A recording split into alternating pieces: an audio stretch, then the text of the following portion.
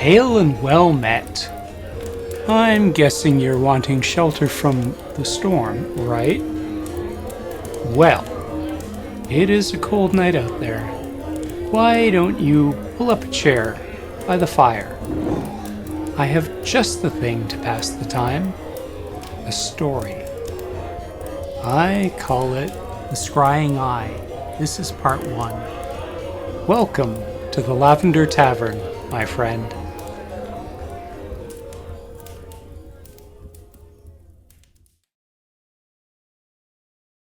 Bernard, a strong young man of 16 with longish brown hair, green eyes, and tan skin, came to the beach as often as he could.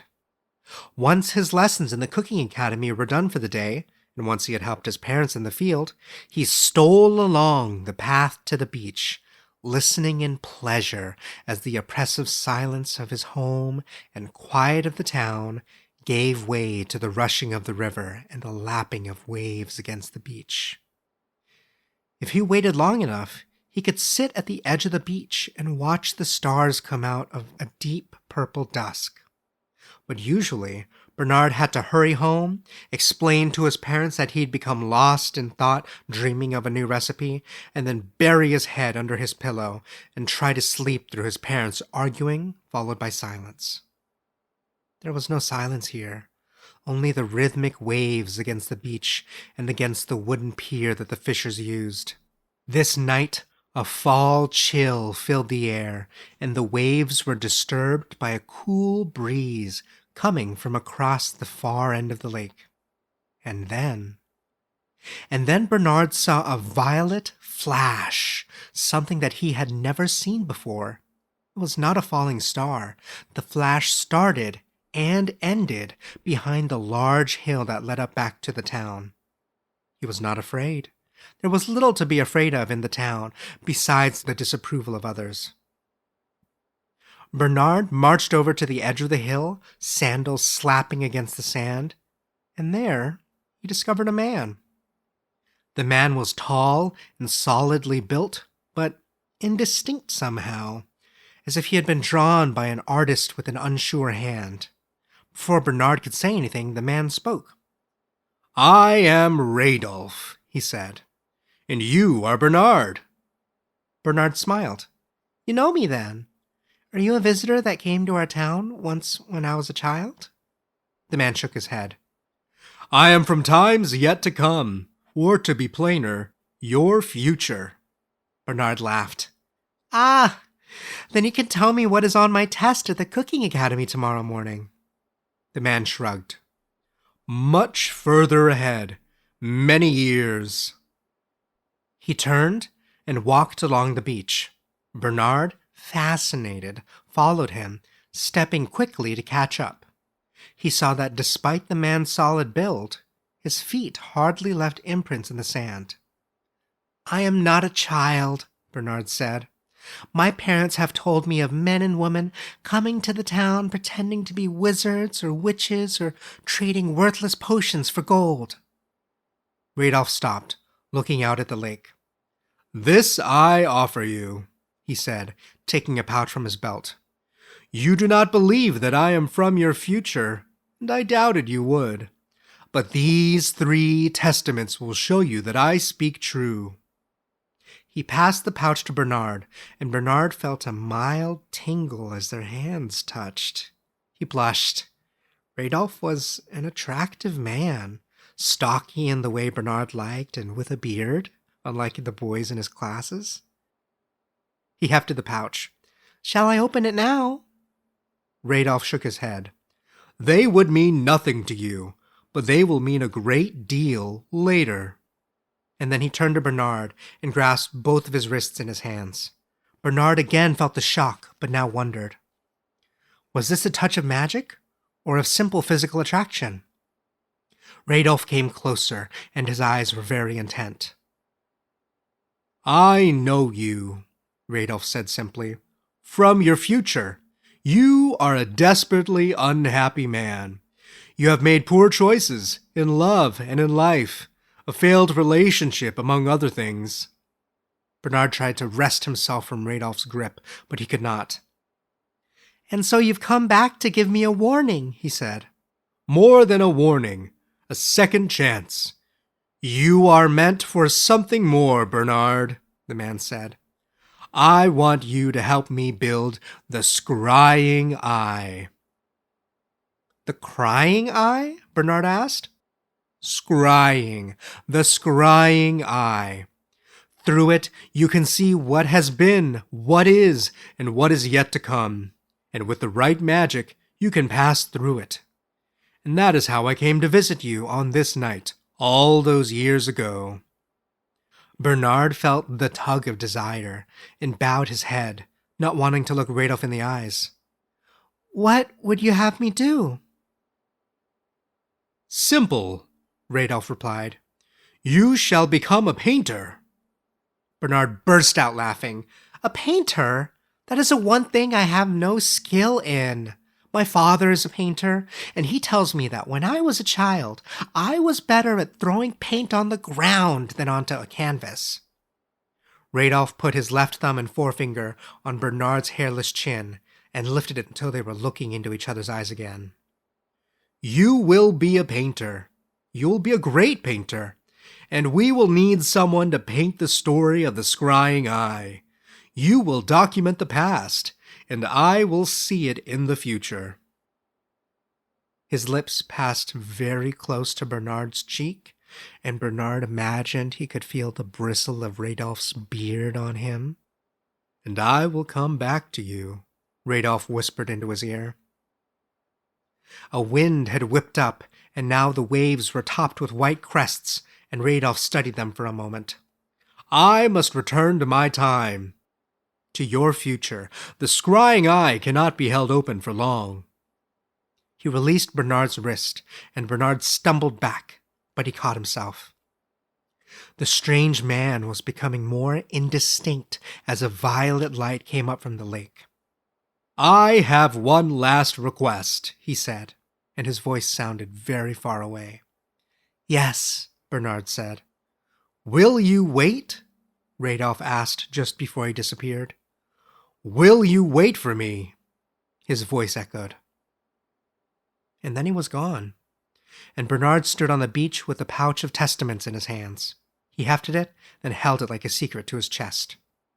Bernard turned from the beach and the lake and the place Radolf had stood and walked home, mind full of stories and images of a future and an eye and a man who had traveled an unknowable distance to meet him. He told his parents he had become distracted by thoughts of a new way to prepare meat, and they forgave him for being late. His mother gave him pottage, and he thought it could use some arrowroot and fennel. After dinner, he asked his father if he could use the other side of one of his discarded artworks for a sketch. Surprised, his father allowed it, though Bernard's sister thought this was a foolish idea.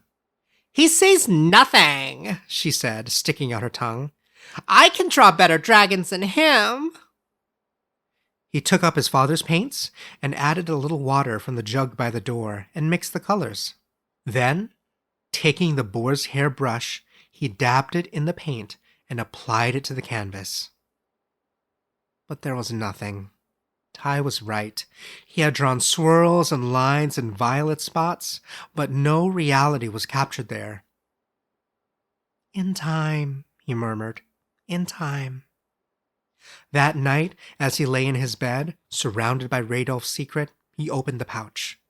As Radolf had said, the testaments told him nothing. There was a large, heavy wax ball, a split arrow, and a blank vellum scroll. The vellum itself would have paid for food for the family for a month, but he wrapped the testaments back up in the leather pouch. Since Ty liked to take things, Bernard dug a hole in the dirt under the jug by the front door and buried it there. He dreamed of the pouch, and he dreamed of Radolf. Since the fish had become scarce over the last few years, the town had opened itself to itinerant instructors, and now, unusually for a small town, it held 4 academies. Bernard was enrolled in the cooking academy, given his skill at preparing dishes of all types, and his instructor was dumbfounded when Bernard informed him that he would be switching to the painting academy.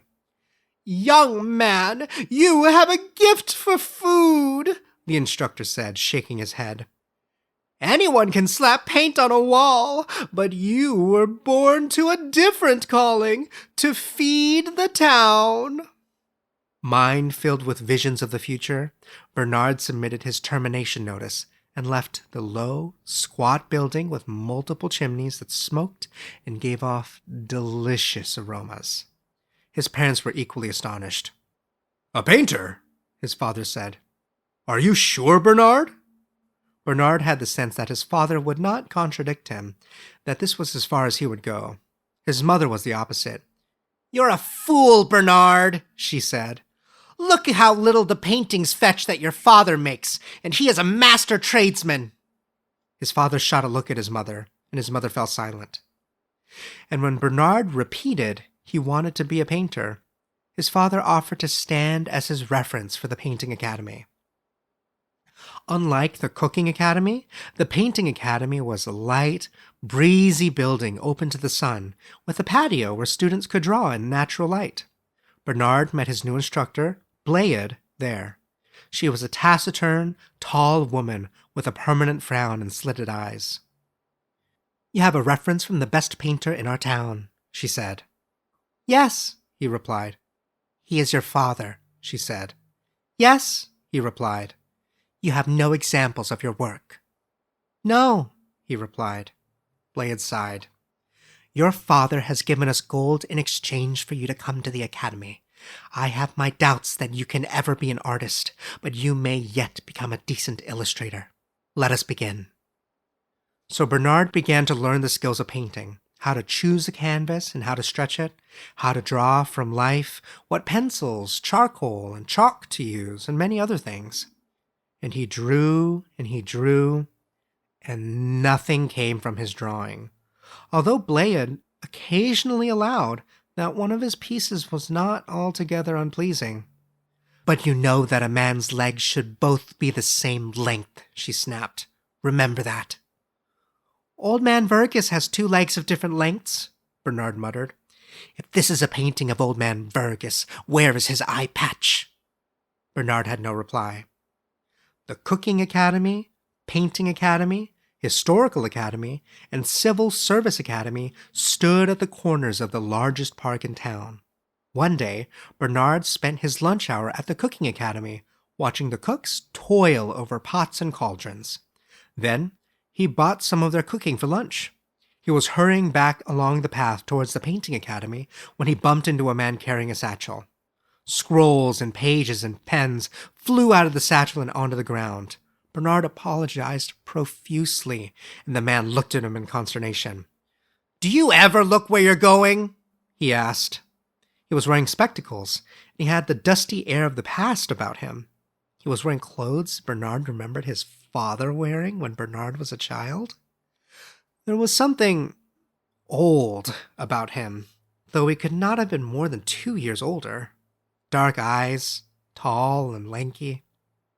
And then a smile cracked the man's face, something like the light from a church window, the change from a peevish old man to a charming young one. "I'm sorry," the man said, gathering up the scrolls. "I was rushing to get some lunch. I'm just as much to blame as you." He put out his hand. "I'm Kedron." His hand was warm and calloused. Kedron smelled faintly of old parchment and clothes stored for a long time. Not an unpleasant smell. "I'm Bernard," he said, returning the smile. "You're in the Historical Academy?" Kedron raised his eyebrows. "No, I'm in the Civil Service Academy." Bernard shook his head and couldn't think of anything to say. Kedron belonged in an old scroll about knights and dragons and fair maidens. "You mentioned lunch," Bernard replied. "Can I offer you some of mine? It's from the Cooking Academy." "You had the same idea as me, then," Kedron said. "Let's sit under the tree and share what you've got." They sat in the shade of an elm, and the wind through the branches filled the companionable silence as they ate goat chunks and turnips baked with bread. "Are you from town?" Bernard asked. I don't recognize you, although we're a lot larger than we used to be. No, Kedron replied, patting his mouth with a cloth taken from his pocket. Another old tradition, Bernard thought. I came here a year ago to study civil service. I find it remarkable that this town has 4 academies, though. When I was a child, it was a fishing village, Bernard said. It has changed a great deal in the last 10 years. Not always for the best, I imagine, Kedron replied. Now, we have academies dedicated to sustenance, art, history, and governance, Bernard said, pointing to each building in turn. I'd say it's a change for the better. Kedron looked down at his cloth and folded it carefully into quarters. Change for its own sake is not always the best, Bernard. What of the fishermen and fisherwomen, I wonder? I imagine they found work at the academies or the textile mill or some other industry, Bernard said, somewhat irritated. An outsider who had only been here a year, and the man was already criticizing the town.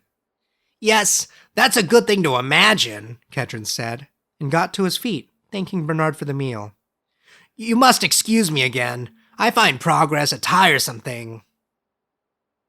As Kedron walked off towards the squat Civil Service Academy building, Bernard thought, progress brings the future. Bernard continued to cook meals and other delicacies for his family, which delighted his mother and perplexed his father. Bernard, you need to concentrate on your art, his father would say. An artist is always working. Then, smacking his lips, it's unconscionable for you to ignore your sketches. Is there any more casserole? After dinner one night, Bernard sat down at the easel for his daily practice, dreading it. He picked up the charcoal and lifted his hand tentatively. It doesn't have to be perfect, his father said from behind him. It has to be something, Bernard said. You're trying so hard, his father said. Just let your hand relax and see what comes out. But Bernard knew what would come out. Without the discipline of holding his hand tightly to the canvas, the swoops and curls in the charcoal would be even messier. After his father had left him to argue quietly with his mother, Bernard thought of Kedron. The man from the past, he thought. He lifted the charcoal to the canvas and imagined Kedron's wavy hair as a scroll, his eyes as windows to a place of worship, his lips as... After a few minutes, he appraised what he had drawn. It was misshapen, it was malproportioned, and it had no art in it. But it was Kedron. There was some life to the sketch that his other sketches did not have. A few days later, Bernard was sketching a bowl of fruit for a still life in the open courtyard of the painting academy when Blade interrupted him with a tap on his shoulder. He was sure she would tell him that his banana resembled an apple, or that his grapes were concave instead of convex, but instead, she passed him an envelope with a red seal. Kedron. He didn't even have to open it to know it was Kedron. Who else would seal a note in wax? Since you're a fan of the Cooking Academy's meals, how about joining me for noon lunch at the open house next week? Kedron. The note was surprisingly breezy, but written in the scrolling loops of an older age. Bernard wrote his own on a scrap of canvas and charcoal, simply saying, yes, and dropped it at the Civil Service Academy, where a wizened old man promised to deliver the note to Master Kedron. They had lunch at the open house, and they laughed and talked history and art and politics. They took a walk through the quad after the school day was over the following week, telling each other of books they'd read, books they'd only heard of, and books they imagined. They went to an itinerant visiting carnival, giggling with pleasure at the japes of the masked women and men, strolling and eating candy and exotic meats until they were stuffed. One night, Bernard had stayed late at the painting academy when it occurred to him to pay Kedron a visit. Kedron was staying in the modest student quarters behind the park, and he thought he'd surprise him. He was too late, however. The door to the quarters was locked. Bernard stepped back, trying to ascertain which window belonged to Kedron's room. When he saw Kedron pass behind the top window on the left side, he considered calling out, but he did not wish to wake anyone up. He found a handful of pebbles on the ground and tossed them at Kedron's window, but they fell short. Bernard looked around for something bigger and saw a rock which he thought would get Kedron's attention. Without thinking further, he flung the rock up into the air, and it crashed through Kedron's window with a tinkling sound. A muttered exclamation from Kedron, then a thud, then a scream. Bernard knew now that it did not matter whether he was quiet or not. Later that evening, Bernard sat in the waiting room at the healer's house where Kedron was tended to. Kedron eventually limped out and sat next to Bernard. "You must think I am a fool," Bernard said after a while. "Must I?" Kedron asked. "I had hoped that we could go for a walk." Kedron tapped his bandaged foot. "An excellent idea." Then he grinned. "You are a silly man." Again, that beam of sunlight Kedron grin, Bernard thought. "Am I forgiven?" he asked. "Of such things are interactions between men made," Kedron said. Bernard didn't understand. "It is the little events that move forward greater things," Kedron said. "History, friendships, relationships." Bernard flushed. Unbidden, Radolf's face came to Bernard's mind. He had not thought of him for some time, although he'd contemplated the pouch of testaments that still lay buried under the jug by the front door of his house. What had Radolf said? "You have made bad choices in love and in life." Bernard heard his voice echo in his memory, as if Radolf was standing before him again. After a moment, Kedron withdrew his hand and looked away, and the spell was broken. Bernard wanted to say something, but the healer was upon them, asking for payment and promising further blessings of good health in the form of an amulet for a few coins. As they left the healer, Kedron shyly passed him something and pressed his hand around Bernard's. It was the rock he'd tossed through the window, oval, misshapen, and, Bernard thought, quite lovely. Bernard kept it under his pillow. The following week, Bernard took his sketchbook to the beach where he had met Radolf.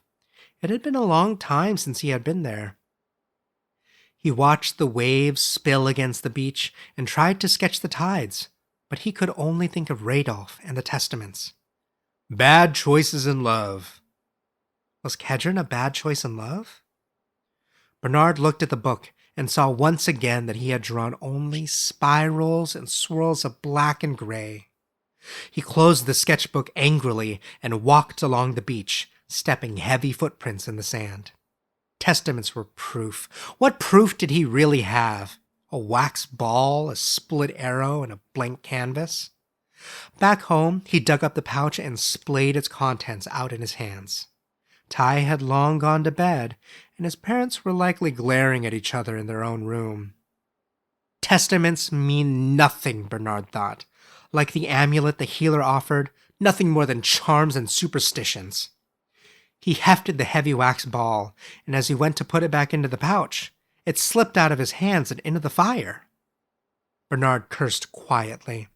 He took the iron poker and drew the wax ball out of the flames. But it was no longer a ball. The wax had melted, and all that was left was a rock. He waited until it cooled. Then he picked it up and carried it to his bed. It was the same shape as the one under his pillow, misshapen and oval and lovely. Bernard grabbed the second rock, burst to his feet, and raced out of the house without shoes on. He ran into the nearby forest and tossed the rock as far as he could, panting. Then he put his fist to his mouth and stifled a scream. He did not move for a very long time. Time passed.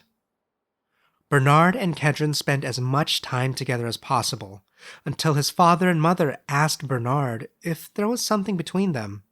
Bernard, ever mindful of the stone that lay beneath his pillow, and the identical one that lay at the bottom of the forest, shrugged. His parents smiled and Ty smiled, and they invited Kedron over for an uneasy dinner where Kedron and his father argued about the merits of modern art. More time passed. Kedron graduated and went into politics. Bernard graduated, and, with his father's name and Blade's reluctant reference, he became a record keeper and illustrator at the academies. Kedron was a vocal opponent of the town's ruling council, and Bernard's father stopped inviting him to dinner. But Kedron had taken rooms of his own and invited Bernard regularly to come, share stories of his work, and cook for them. "The council wishes to expand the town's borders," Kedron explained on a warm summer night when they had consumed too much red wine and too little meat pie. "They wish us to become a shipping hub. They wish us to merge with that town with the windmill a few miles away. They wish us to become a city." Bernard relaxed in his chair. Though he'd once been a stranger to the town, Kedron now referred to it as his town and us, Bernard noted. He enjoyed Kedron's company immensely. The old scrolls and books he had, the dusty clothes he wore, the very Kedronness of him. "Is that so bad?" he asked, swirling the wine in his glass. "Isn't progress a good thing?" Kedron leaned over and for the first time kissed Bernard directly on the lips. It was his first kiss from a man, and he felt a spark pass through them. Only this was not the spark of magic that had brought a man through time, but one of simple connection. They did not speak for a time. When Kedron drew back at last, he said, "The progress of a village, or a town, or a city isn't—" Tipsy and waving his wine glass, he hunted for the words. "It isn't an arrow that goes forward in only one direction. It's akin to a road. There are always places to turn off, to pause, to go back." Bernard looked into Kedron's eyes and realized how he felt about him. He saw the arrow of time pointing from when they'd collided on the quad to the lunches and dinners, all leading up to this moment. He did not want to turn off this road. He did not want to pause, and he did not want to go back. Bernard gave himself over to his feelings and allowed himself to fall into Kedron's arms. Later that night, Bernard listened to Kedron sleep and snore his Kedron snores, but Bernard could not sleep. He thought of Time's arrow and the testaments that lay in his pouch buried at home. Time passed, and Kedron invited Bernard to move in with him in larger quarters with his dusty books and collected treasures. Although Bernard knew what was to happen, Bernard said yes.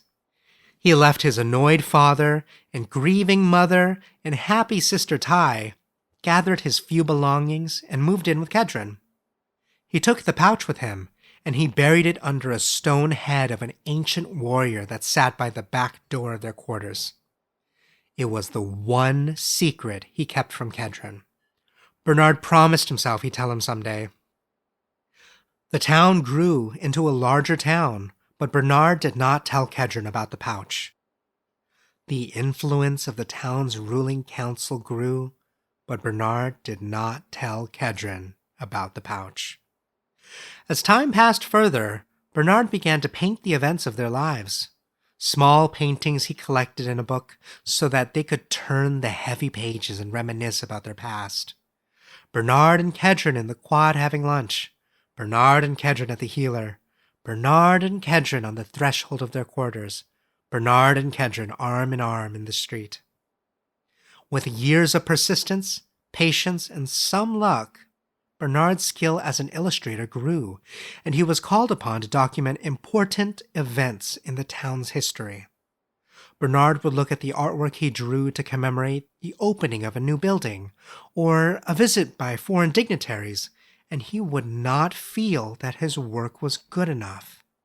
It depicted what it was supposed to, but it was not art. Kedron would hug him and tell him that it was simply modesty he felt. Even so, Bernard was only happy when he was cooking supper and waiting for Kedron to come home from his new position on the council.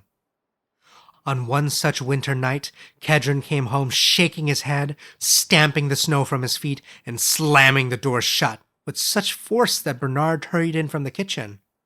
"The council?" he asked as Kedron took off his outer robe. Kedron rubbed his hands by the hearth fire and nodded. "The progressives! Again!" He shrugged his Kedron shrug that Bernard had come to know so well. A shrug that meant, what can you expect from progressives? Kedron, of course, was in the conservative faction, which had been fighting a losing battle against the progressives for years. Kedron worried about the smoke from the new buildings, the children who had started coughing, the soot in the sky, and the scribblings of vagrants on buildings. "They worship progress," he said over dinner, "and have no regard for tradition." "What's happened this time?" Bernard asked. Usually, Kedron kept the details of the council's secret machinations to himself, but Bernard could see he was upset. "Textiles, mills, alchemy. The town must have every new invention," Kedron muttered. "But there is a new invention coming, and we are to vote on it." "Some flying machine?" Bernard asked with amusement. "Turning water to wine?"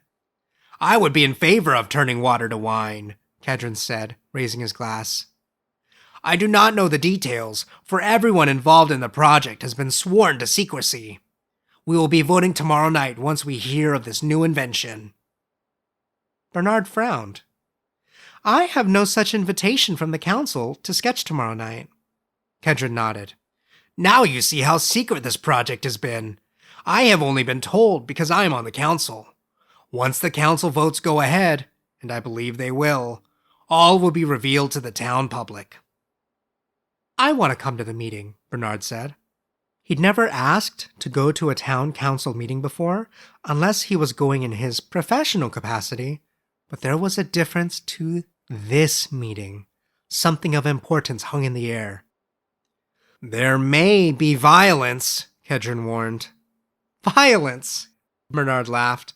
"These are men and women who speak of buildings and taxes." Kedron shook his head. "Progress is a beast that fights to survive. I wish for you to stay home and stay safe." The next day, after Kedron had left for the meeting, Bernard waited an appropriate amount of time, pacing. Go, he thought. Go and see. He felt a strange tugging, as if he were being compelled against his wishes. The meeting was already in session once he arrived. As one of the chief illustrators for the town, Bernard was able to convince the guard that he had been called on to sketch the event, and he had been clever enough to bring his sketchbook with him. He could hear the rumbling and shouting from the council room from down the hall, so he snuck close to the council room door, then opened it a crack. The first words he heard were spoken by Kedron, and they sent a chill through his heart. "The scrying eye," Kedron said as he completed the sentence. Bernard stood stock still. Close the door, he thought. Run home and hide. Put the words out of your head. But he stayed and listened. "You say the scrying eye will be the window on the world for this town," Kedron went on in oratorical style. "You say that it will provide porridge for every household, a horse for every home." Opening the door a bit further, Bernard could see Kedron at the dais, looking around with angry eyes. "You say it will increase our wealth, but you do not say how, and you do not say why." "Master Kedron believes that we must avoid any modern conveniences," a new voice said with disdain. It was the leader of the progressive faction, Arlo. "We have presented our proposal in great detail. With the scrying eye, we will be able to foresee what is to come and escape the perils of the future.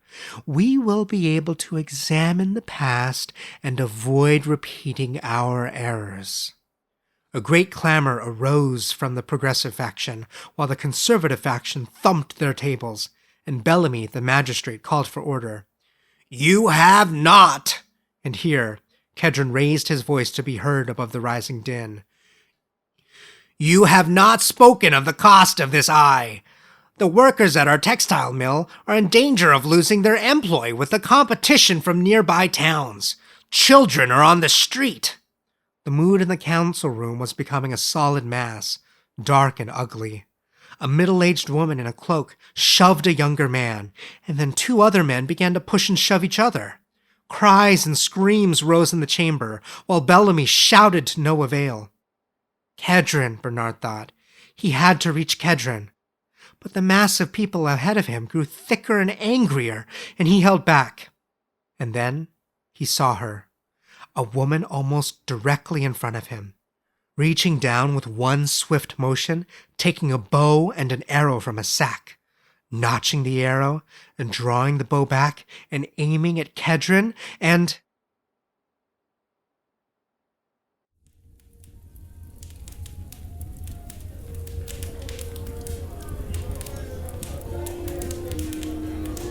Well, it's getting late. The next time you come back, I'll tell you the rest of the story. Tonight's story was